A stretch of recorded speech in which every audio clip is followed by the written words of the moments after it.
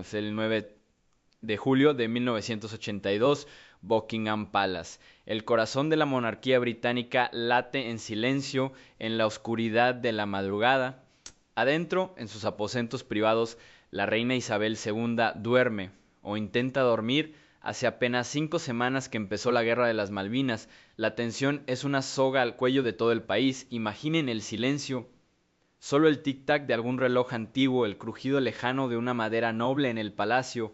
Son las 7 de la mañana y de repente un sonido. No es un crujido normal, es un paso que no debería estar ahí. La puerta de su dormitorio se abre. Un hombre entra, lleva jeans y una sudadera, tiene un trozo de un cenicero de cristal roto en la mano, la sangre le gotea por los dedos. Es Michael Fagan y se sienta con toda la calma del mundo al borde de la cama de la reina de Inglaterra. Ella se despierta, enciende la lámpara de su mesita de noche y ve a un desconocido sangrando sentado en su cama. Lo que pasa en los siguientes 10 minutos es algo que ni el mejor guionista de comedia negra se habría atrevido a escribir, porque la reacción de Isabel II no es de pánico, es de exasperación real, cortante. ¿Y tú qué haces aquí?, le pregunta, y Fagin, con una tranquilidad que hiela la sangre, empieza a contarle sus penas, que está deprimido, que el sistema lo ha fallado, que necesita ayuda. La reina, en bata, mantiene la compostura. Es la dueña de casa más poderosa del mundo, tratando de calmar a un intruso que se ha colado por un desagüe y ha trepado por una pared. Lo que hace entonces es de manual de supervivencia, toma el teléfono junto a su cama, llama a la centralita de la policía del palacio. Nadie contesta, llama de nuevo, silencio. Los guardias que deberían estar vigilando cada centímetro del lugar no están, o están dormidos, o no creen que sea la reina llamando a las 7 de la mañana. El intruso sigue sentado al borde de su cama, hablando, y ella sola. Espera, espera. Tengo que detenerte ahí, Pablo, porque esto es de una incompetencia que duele. Hablamos del palacio más vigilado del Reino Unido. Había habido una intrusión previa, ¿sabías? El mismo tipo Fagan se había colado un mes antes y en esa ocasión los guardias reales sí lo encontraron, lo echaron, pero nadie investigó cómo diablos había entrado. Nadie reforzó la seguridad. Es como si hubieran pensado, fue un error de cálculo, no volverá a pasar, y volvió a pasar. Exacto, Juan. Esa primera vez, un mes antes, es casi más absurda, porque Fagan no solo entró y deambuló por los pasillos, no. Él estuvo allí dentro merodeando durante, ¿saben cuánto tiempo? Media hora, 30 minutos completos, y durante ese paseo no autorizado por los pasillos del poder, se llevó un souvenir, un recuerdo de su visita, una joya de la corona, un documento secreto, no. Lo que se llevó Michael Fagan de su primer tour por Buckingham Palace fueron unos calzoncillos del príncipe Carlos. Los encontró en una habitación probablemente puestos a lavar y decidió que eran su botín. Se los llevó puestos, así que cuando la reina lo ve sentado en su cama, ese tipo ya había estado antes ahí dentro y había salido caminando con la ropa interior del heredero al trono y nadie se había dado cuenta. Volviendo a esa habitación, con la reina hablando por teléfono y nadie contestando al otro lado, ella, con una sangre fría de acero, sigue intentando. Finalmente consigue contactar a un mayordomo. Le dice con una calma que es un monumento al autocontrol, que hay un hombre en su dormitorio, que por favor venga. El mayordomo llega, ve la escena y la reina le ordena que le ofrezca un cigarrillo a Fagan, que lo distraiga, que lo mantenga tranquilo. Y mientras el intruso fuma un cigarrillo con un mayordomo real, finalmente, después de 10 minutos eternos, llega un policía, no un equipo SWAT, un solo policía, y detienen a Michael Fagan. La escena termina, la reina se prepara para su día como si nada, pero lo que había pasado ahí era el sueño de seguridad de cualquier nación, hecho trizas por un tipo trepando una pared. Y aquí está el dato que lo cambia todo, Pablo. Fagan no fue acusado de intento de asesinato, ni de traición, ni de nada grave. Fue declarado inocente por razones de insania mental. El cargo más grave que pudieron ponerle fue robo por el vino que se tomó en la cocina durante su primera visita, ni siquiera por los calzoncillos reales. El sistema, el mismo que él decía que lo había fallado, lo confirmó, y la monarquía jamás volvió a hablar oficialmente del tema. El silencio otra vez. Y esa es la clave, Juan, el silencio. Esta no es la escena de una película de comedia, es un hecho real y en ese momento absurdo, con un hombre sentado al borde de su cama, la monarca más poderosa del mundo, era tan vulnerable como cualquiera de nosotros. ¿Cómo llegó esa institución forjada en batallas y coronada con oro a depender de la calma de una mujer en bata para evitar un desastre? Bienvenidos, apaguen las luces, es la hora. La historia que vamos a desentrañar esta noche no es de castillos encantados, no, es más poderosa porque es real. Imagínense esta escena. Por un lado, una corona que pesa más de 1000 años de historia, oro, piedras que han visto coronaciones, guerras, imperios que nacen y caen. Es un símbolo sagrado, es la médula espinal de una nación. Y por el otro lado está el siglo XXI, están los teléfonos, están los comentarios en vivo, están las cuentas de Instagram que analizan cada sonrisa, cada mirada, cada gasto. Es el reality show familiar más largo, más extraño y más visto del planeta. Y en el medio de todo eso está un trono, pero no es de hierro forjado en una batalla, no. Después de todo lo que hemos visto, después de las intrusiones en Palacio, los dramas familiares transmitidos en directo a todo el mundo, las entrevistas que son bombas de relojería, uno se pregunta, ¿de qué está hecho realmente ese trono hoy? ¿De tradición inquebrantable o de algo más frágil? ¿Puede algo así, una institución que es a la vez un ícono religioso y un producto de entretenimiento global, sobrevivir a esto? A la era de TikTok, donde todo se cuestiona en 15 segundos, a la demanda de transparencia total, de saber de dónde sale cada libra, al cuestionamiento radical de todo privilegio que se herede simplemente por nacer en una cuna determinada. La pregunta no es si la realeza es antigua, la pregunta es, ¿puede ser moderna sin dejar de ser lo que es? ¿O esa misma modernidad es el ácido que va a disolver gota a gota sus mismos cimientos? Espera, pero ahí está el detalle, Pablo. Ellos lo saben, no son ajenos. La monarquía británica es probablemente la máquina de relaciones públicas más antigua y adaptativa del mundo. Se reinventaron para la radio, para la TV, con la coronación de Isabel II. ¿Quién te dice que no tienen un plan secreto para los memes y las cuentas verificadas? Exacto, ahí está la paradoja total. Tienen un plan, tienen estrategias, tienen equipos de comunicación que analizan tendencias, son simultáneamente un misterio ancestral y una corporación mediática de primer nivel. Pero eso es lo que lo hace tan fascinante, porque cada adaptación, cada concesión a la modernidad les quita un poco de ese aura mágica, de esa distancia divina que era su escudo principal. Cada vez que explican un gasto, justifican un viaje en jet privado o permiten que una cámara entre en su sala de estar, están haciendo algo increíblemente peligroso. Están humanizándose. Y lo divino, una vez que se humaniza, se vuelve criticable, se vuelve opinable. Ya no es un símbolo intocable, es una persona que gasta demasiado en cortinas, es una familia con problemas y esa es la grieta en el trono, no es de oro macizo, es de cristal. Brillante, histórico, valiosísimo, pero cristal. Y todo el mundo tiene un martillo en forma de teléfono. La presión es constante. Y para entender la fragilidad de este trono de cristal, necesitamos primero entender su base de acero y oro. Y eso nos lleva a un número que parece sacado de un banco suizo. 1.800 millones de libras. 1.800 millones de libras. Ese es el número. ¿Saben qué representa? No, no es el presupuesto de una película de Marvel ni el rescate de un banco. Es más o menos el valor económico que le genera la corona británica a su país cada año. Y esa cifra, amigos, es la base del trono de acero y oro del que les hablaba. A ver, escuchen esto porque la ecuación es una locura.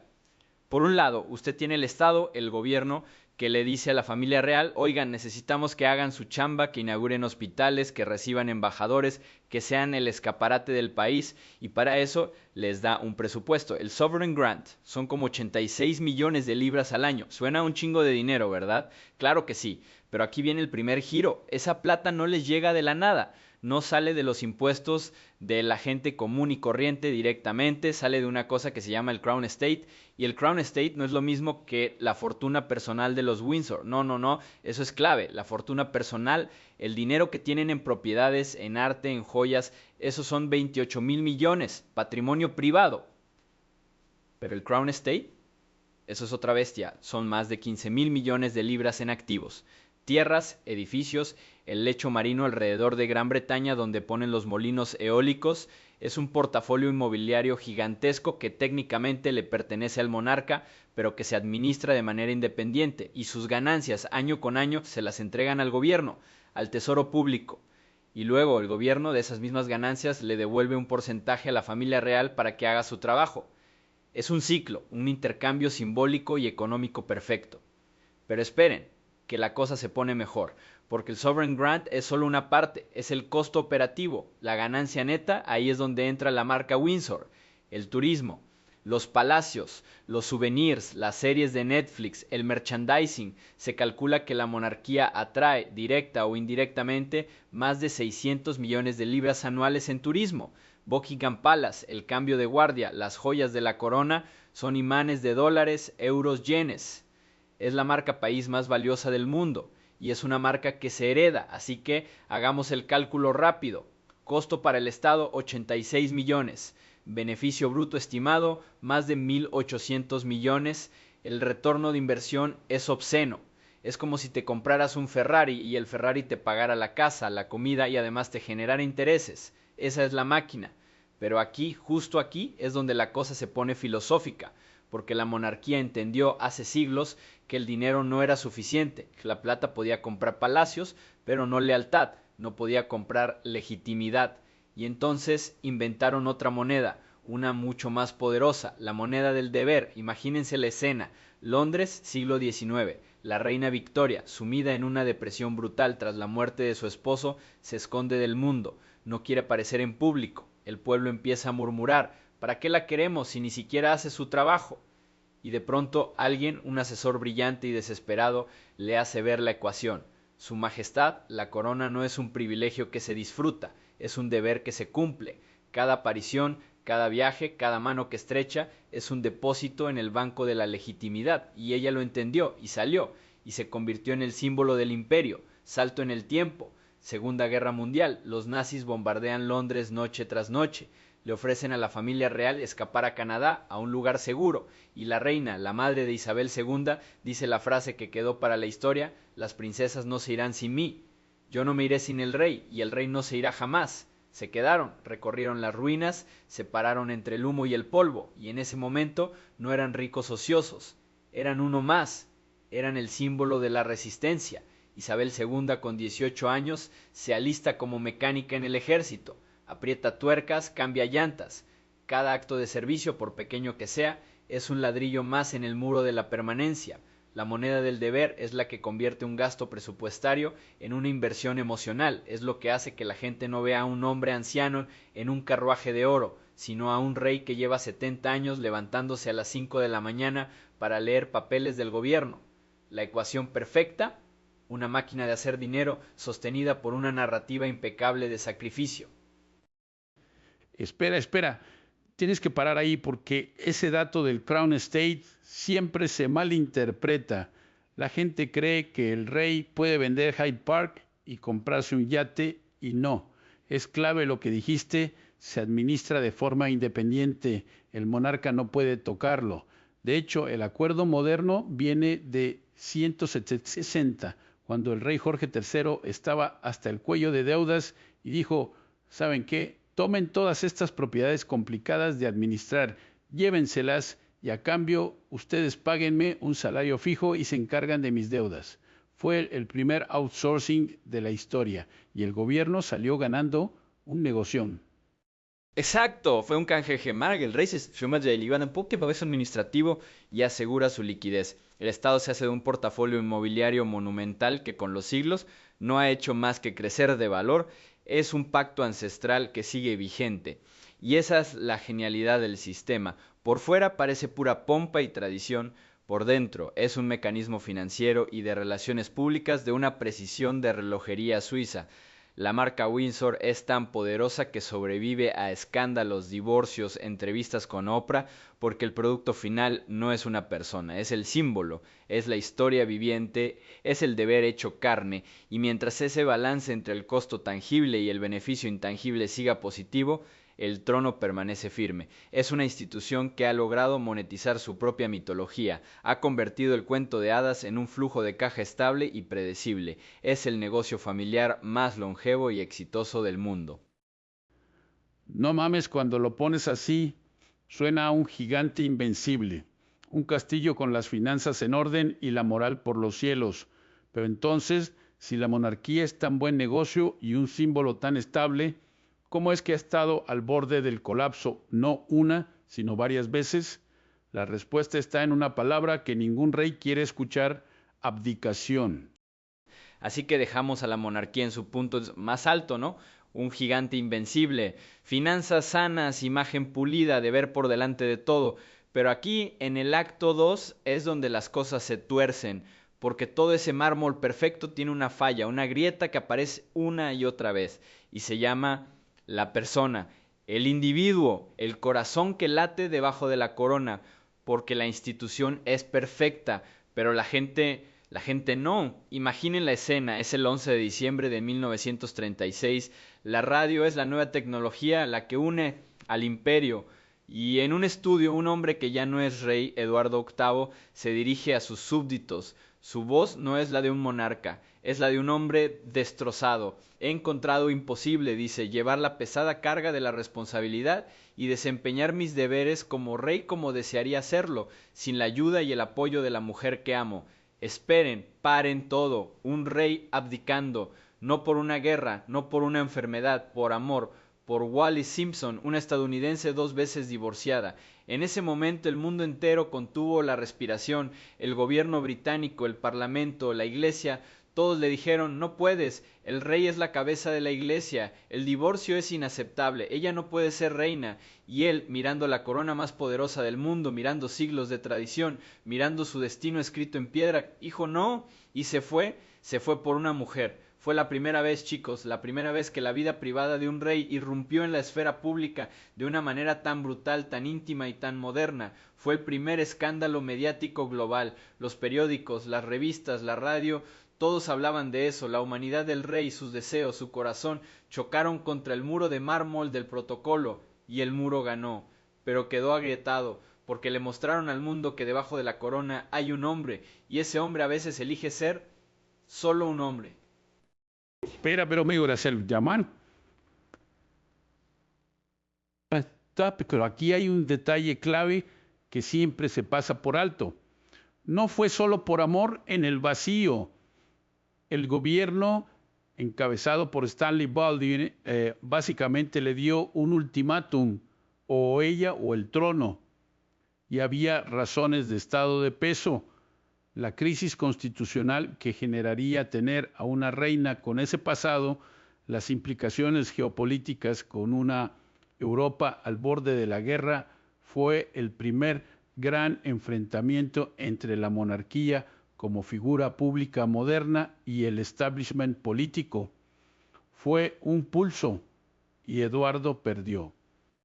Exacto, Juan. Fue un pulso y el establishment ganó. Aprendió la lección, la persona es el eslabón más débil. Así que, ¿qué hicieron? Apretaron más las tuercas, el protocolo se volvió más rígido, la imagen se controló más, la familia real se convirtió en un icono impoluto, distante, perfecto, hasta que 60 años después el mármol se partió en dos. Agosto de 1997, Diana, princesa de Gales, muere en un túnel de París. Y aquí el mundo ya no era el de la radio, era el de la televisión las 24 horas, de los tabloides, del internet incipiente. Y lo que pasó fue un tsunami de dolor humano, crudo y desesperado, que se estrelló directamente contra las puertas cerradas del Palacio de Balmoral. Afuera, en Londres, un río de flores, de llanto público, de gente que exigía ver a su reina, que exigía duelo. Adentro, silencio, protocolo. La reina Isabel II, siguiendo el manual no escrito, creyó que el dolor era privado, que la familia debía lidiar con esto en soledad, lejos de las cámaras.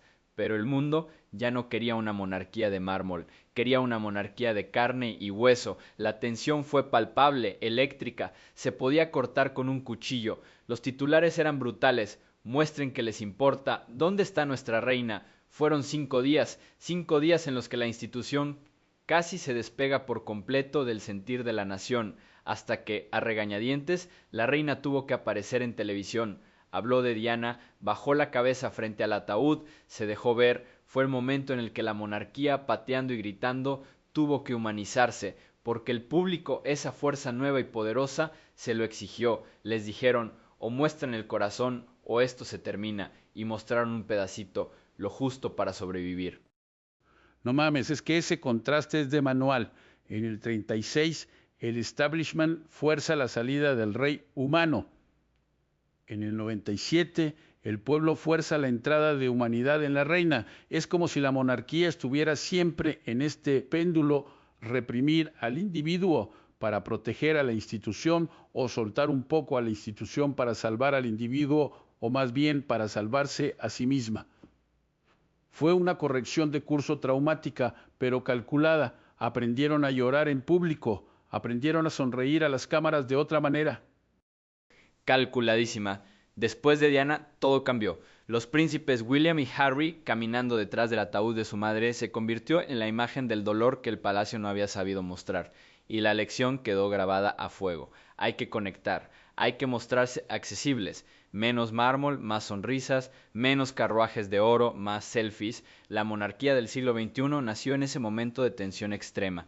Aprendieron a usar los medios a su favor, a gestionar su imagen como una marca, pero una marca con corazón, o al menos con la apariencia de corazón, porque esa humanización, sin embargo, tenía un límite, y ese límite se llamaba The Firm, porque cuando un príncipe y su esposa decidieron contarlo todo, descubrimos que debajo del mármol pulido no hay una familia, hay una corporación. Después de Diana, creímos que lo habíamos visto todo, que la monarquía se había suavizado, que se había hecho de carne y hueso, pero estábamos equivocados. Lo que vimos fue solo la fachada renovada de algo mucho más antiguo, mucho más duro y mucho más frío, lo que los Windsor llaman, entre ellos, The Firm, la firma. No es una familia, es una corporación y su producto es la corona. Su única misión, proteger la marca a cualquier costo, y en la última década hemos visto a esa corporación en acción con una eficiencia despiadada. Imaginen la escena, marzo de 2021, una entrevista con Oprah Winfrey que paralizó al mundo, Harry y Meghan sentados en un jardín contándolo todo. Meghan al borde de las lágrimas, hablando de la soledad, de la presión, de cómo llegó a tener pensamientos suicidas. Y lo peor, Pablo, lo peor no fue el dolor, fue la respuesta. Ella dijo que pidió ayuda, que fue a la institución, a los recursos humanos de la familia real, y la respuesta fue silencio. No podían hacerlo. No sería bueno para la institución. Un ser humano pidiendo auxilio y la máquina calculando el riesgo reputacional. Pero esperen, porque ahí no termina. Luego vino la bomba, las conversaciones sobre el color de piel de su hijo por nacer, las preocupaciones expresadas por un miembro de la familia sobre qué tan oscuro sería su bebé, esa acusación de racismo que flotó en el aire y que el palacio nunca, jamás ha abordado directamente. Su estrategia fue la de siempre: silencio, contención, una declaración cortísima, diciendo que los temas eran preocupantes y que se tratarían en privado. Fin del comunicado. No una investigación, no un nombre, no una disculpa. La supervivencia de The Firm por encima de la verdad, por encima de la justicia, por encima del bienestar mental de uno de sus miembros. Harry lo dijo claro, están atrapados en esta prisión, la prisión de ser un activo de la corona, y cuando un activo se vuelve problemático, cuando empieza a gotear, a hacer ruido, a amenazar la estabilidad del negocio, The Firm tiene un protocolo, y lo hemos visto aplicado con precisión quirúrgica en otro caso. Es el mismo manual de crisis, Pablo. Mira el caso del príncipe Andrés, acusaciones gravísimas de abuso sexual, vínculos con Jeffrey Epstein. La respuesta inicial, negación total, una entrevista desastrosa en la BBC, pero cuando el escándalo ya no se podía contener y empezaba a salpicar a la institución entera, actuaron rápido y duro. De la situación de fría de verdad. No hubo un juicio, no hubo vamos a llegar al fondo de esto por la verdad. Hubo una transacción, un acuerdo económico multimillonario con la demandante Virginia Giuffre fuera de los tribunales y acto seguido un comunicado del palacio. El príncipe Andrés era despojado de todos sus patronazgos militares y reales. Se le prohibía usar el tratamiento de su Alteza Real. Fue amputado, expulsado del cuerpo de la empresa, sacrificado en el altar de la reputación corporativa. ¿Por justicia? No, porque el activo se había vuelto demasiado tóxico, era una amenaza existencial para el negocio familiar y The Firm prioriza su supervivencia por encima de todo, incluso por encima de la sangre. Es el mismo patrón con Harry y Meghan. El problema era la narrativa, la amenaza de humanidad descontrolada que contaba secretos. Con Andrés, el problema era la mancha criminal. Las soluciones fueron diferentes en la forma, pero idénticas en el fondo. Con los Sussex, contención, desprestigio pasivo-agresivo en la prensa y luego el distanciamiento forzado. Con York, la amputación pública e inmediata. En ambos casos, el mensaje es claro: tú no eres más importante que The Firm. La institución es lo único que importa. Es una lección que han aprendido a lo largo de siglos. El rey Eduardo VIII fue el primer gran sacrificio del siglo XX por amor. Diana fue la crisis que les enseñó que tenían que parecer humanos. Harry, Meghan y Andrés son las crisis que nos revelan que, en el fondo, nunca lo han sido. Son gerentes de un patrimonio y los miembros de la familia son empleados, empleados de lujo, pero empleados al fin. Y si un empleado se vuelve un problema, se le pone en licencia no remunerada, se le transfiere o se le despide, con una indemnización de millones, si es necesario, para que se vaya callado. El negocio debe continuar. No mames, cuando lo pones así suena brutal, pero tiene sentido. Es la evolución lógica de una monarquía constitucional en la era de los medios. Ya no gobiernan, entonces, ¿cuál es su función? Ser un símbolo estable. Y un símbolo no puede tener fisuras, no puede tener dramas visibles. Tiene que ser impecable, o al menos la ilusión de impecabilidad. Toda su energía va a mantener esa ilusión, aunque sea a costa de la gente que lleva la corona en la sangre. Y lo hacen bien, Juan. Son los mejores en el mundo en eso, en mantener la ilusión. Pero aquí está el detalle, el punto de impacto de todo este acto. Todas estas crisis, sin embargo, son internas, son problemas de relaciones públicas, son guerras dentro de la junta directiva familiar, pero hay una grieta en los cimientos que es mucho más antigua, mucho más profunda y mucho más peligrosa, y está incrustada literalmente en la joya más valiosa que poseen. Es esa joya, Juan, la que está en el centro de todo, el cetro del soberano. En su pomo brilla la estrella de África, el diamante tallado más grande del mundo, 530 quilates, un trozo de luz pura e inmóvil que parece congelada para la eternidad. Pero esa luz es un relámpago congelado de 105. Imagínense la escena: Sudáfrica, la mina Premier, un mundo de polvo, sudor y oscuridad. Frederick Wells, el superintendente, haciendo una inspección rutinaria, y ahí, a unos 5 metros y medio de la superficie, un destello en la pared de la galería. No parecía un diamante, era demasiado grande. Pensó que era un cristal que alguien había enterrado ahí como una broma pesada. Lo sacó con su navaja, y cuando lo tuvo en la mano, bajo la luz de la lámpara, supo. Era el sueño de todo buscador hecho realidad. Un coloso de 3106 quilatas en bruto. Le temblaban las manos. Lo llamaron Cullinan. Y aquí es donde la cosa se pone rara, ¿verdad? Porque la narrativa oficial es hermosa. El gobierno de la colonia de Transvaal, magnánimo, compra la piedra por una fortuna y se la regala al rey Eduardo VII para su cumpleaños. Un gesto de lealtad, un símbolo de reconciliación después de la guerra de los Bóeres. Pero, a ver, escuchen esto. ¿Quién extrajo esa piedra? ¿Bajo qué condiciones? ¿En territorio de quién? Era una colonia, Juan. El suelo, los recursos, los cuerpos que los extraían, todo era propiedad del imperio. Era explotación sistémica. Y de ese contexto, de ese trauma, nace la gema más perfecta. Se la regalan al monarca, que es la cabeza de ese mismo imperio. ¿Es un regalo o es el botín de guerra más caro de la historia, pulido y engastado en oro? El rey dudó. Hubo rumores de que temía que fuera una maldición o que fuera falsa, pero al final lo aceptó. Lo mandó a cortar en Ámsterdam, y de ese monstruo de carbono nacieron 9 piedras principales y 96 brillantes menores. La número 1, la más grande, fue a parar a este cetro. Se convirtió en el centro físico y simbólico de la corona británica. Cada vez que un monarca lo sostiene, está sosteniendo el núcleo de una paradoja brutal. Sostiene un símbolo de unidad, de continuidad, de luz que fue arrancado de las entrañas de una tierra sometida. Es el peso del diamante.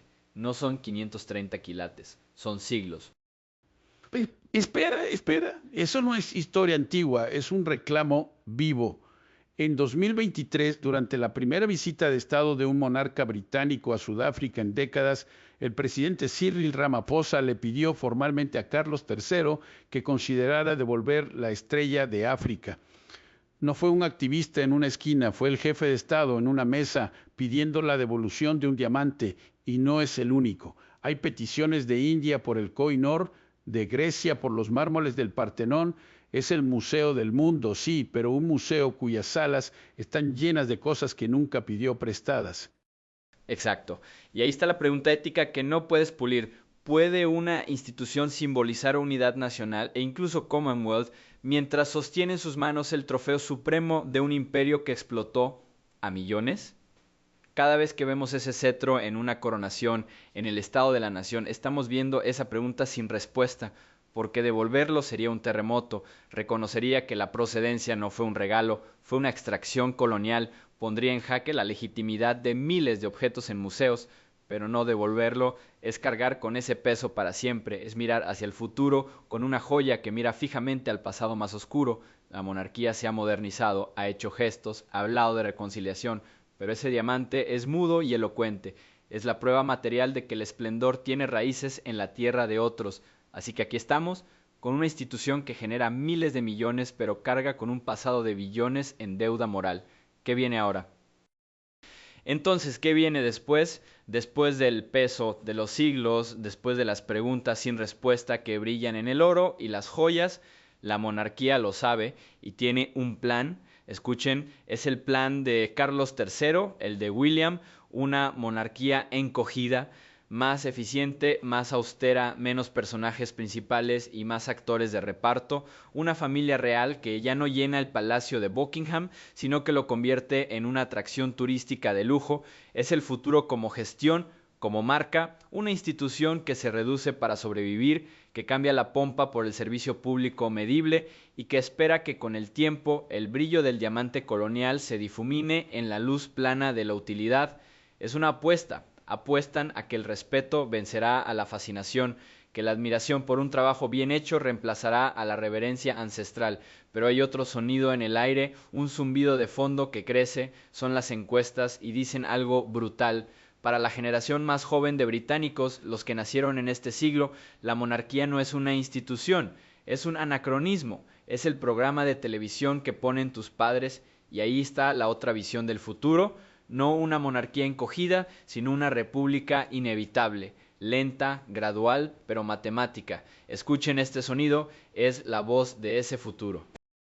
Los números son fríos. Encuesta tras encuesta muestra que el apoyo cae en picado entre los menores de 25. Para muchos es una institución que no solo es irrelevante, sino que simboliza una desigualdad que ya no tragas. El concepto mismo de nacer para reinar le suena a glitch en la Matrix. Para mí son como personajes de una serie que mis padres ven. Yo ya no pongo ese canal, esa es una voz clara, fría, sin rencor, solo un hecho. Es el sonido de un futuro que simplemente apaga el televisor, pero ahora cierren los ojos y escuchen otro sonido. Es el estruendo que ahogó a Londres el día de la coronación, un rugido de cientos de miles de gargantas, un muro de sonido que vibra en el pecho, un grito antiguo, visceral, que no se piensa, se siente. God Save the King es el sonido del pasado que se niega a ser pasado, de la historia que se convierte en emoción pura, de la lealtad que no se debate, se grita. Dos sonidos, dos futuros posibles, uno silencioso que apaga el interruptor, otro atronador que llena las plazas y entre ellos el peso del diamante. ¿Qué pesa más? ¿La utilidad fría de una institución remendada o el calor de una tradición milenaria? ¿El pulso constante de la modernidad o el latido único de la coronación? El futuro de la corona no se escribe en leyes, se decide en este conflicto entre dos ecos, entre el silencio de quien se va y el grito de quien se queda, Y quizás la verdadera pregunta no es cuál ganará, sino qué sonido reconoceremos como nuestro dentro de unos años.